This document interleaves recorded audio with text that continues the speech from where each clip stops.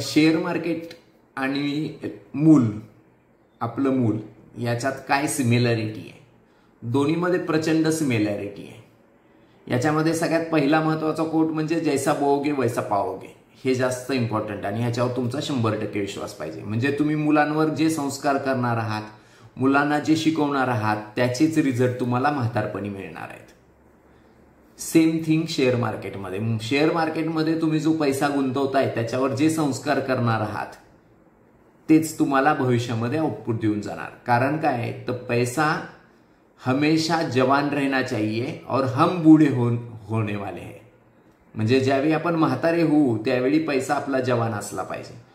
तर तीच गोष्ट इथं महत्वाची आहे. आणि त्या दृष्टीने जर बघितलं तर लहान मूल जन्मल्या लगेच चालायला लागत नाही, पळायला लागत नाही, बोलायला शिकत नाही, खायला शिकत नाही.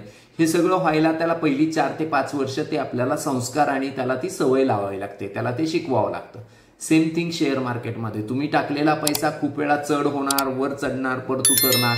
चढला म्हणून घाई गडबड करायची नाहीये, तीच गोष्ट उतरला म्हणून पण घाई गडबड करायची नाहीये.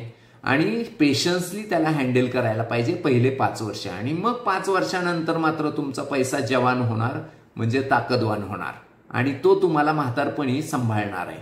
कारण पैसा हाच तुम्हाला सांभाळणार आहे. जसा मूल तुम्हाला म्हातारपणी सांभाळणार आहे तसंच तुमचा पैसाही तुम्हाला म्हातारपणी सांभाळणार आहे. त्यामुळे दोन्हीमध्ये सिमिलॅरिटी ही आहे की सुरुवातीच्या काळामध्ये पेशन्स असला पाहिजे.